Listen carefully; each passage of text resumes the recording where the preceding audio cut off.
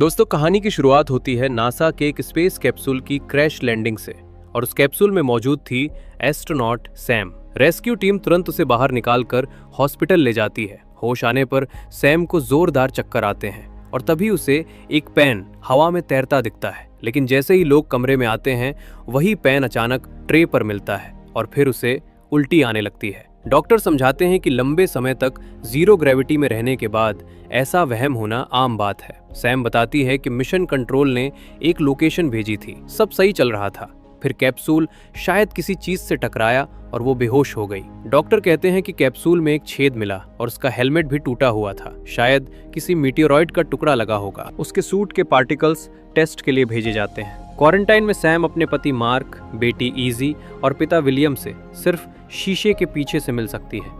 इस बीच सरकार भी जांच शुरू कर देती है क्योंकि कैप्सूल के एंटर होते ही एक अजीब सी फ्रीक्वेंसी डिटेक्ट हुई थी। सरकार सैम को एक स्पेशल घर देती है। डॉक्टर मिशेल उसे वो जगह दिखाती है और बताती है कि ये लोकेशन पहले वेपन टेस्टिंग साइट थी। बाहर एक पुराना टेलीस्कोप भी है। सैम उसे देखते ही तेज आवाजें सुनने लगती हैं और स्ट्रेंज विजन आने लगते हैं। मिशेल कहती है, नाक से खून आए, चीजें तैरती दिखें तो घबराना मत, 2 महीने बाद फिर से टेस्ट होंगे।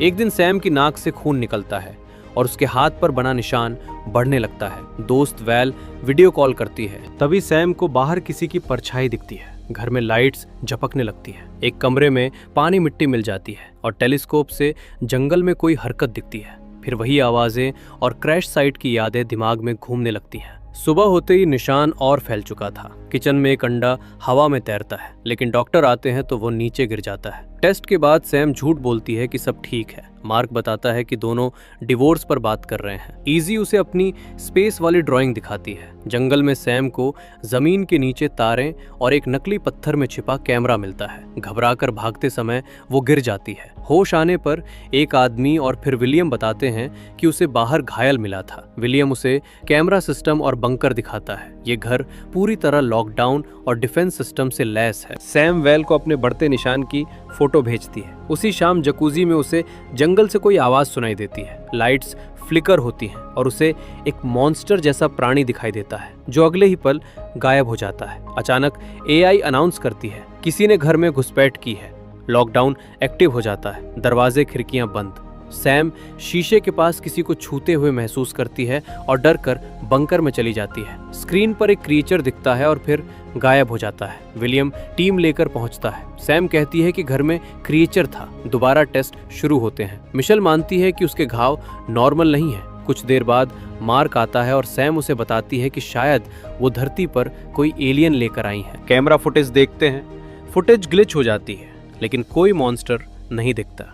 विलियम कहता है कि वो जरूरत से ज्यादा सोच रही है। कंप्यूटर स्कैन दिखाता है कि घर में 9 लोग मौजूद हैं। कुछ समय बाद मार्क, इजी और सैम साथ जंगल में जाते हैं। इजी कुछ देर गायब होती है और फिर एक मरा कीड़ा लेकर लौटती है। अचानक जंगल से हजारों कीड़े घर पर चिपक जाते हैं। नासा अफसर कहता है, ये चीजें आम नहीं लगती। सैम अपने कैप्सूल टेस्ट का रिजल्ट मांगती है। मार्क और इजी वापस चले जाते हैं। सैम के पैर का घाव उंगलियों से लेकर नाखून तक फैल जाता है और नाखून तक निकल जाता है। रात में फिर लाइट्स झपकती हैं। इंटरनेट पर उसे ऐसे लोग मिलते हैं जिनके शरीर पर वैसा ही निशान है। उसका घाव अब कंधे तक फैल चुका था। लॉकडाउन फिर एक्टिव हो जाता है।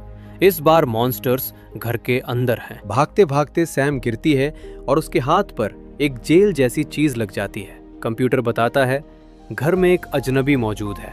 कैमरों में मॉन्स्टर्स घूमते दिखते हैं। सैम स्मोक छोड़ती है और फर्नीचर के नीचे छिप जाती है। 2 मॉन्स्टर पास से गुजरते हैं। वो भागकर बाथरूम में छिपती है और वेंट से निकल जाती है। उधर मार्क और इजी घर पहुंचते हैं।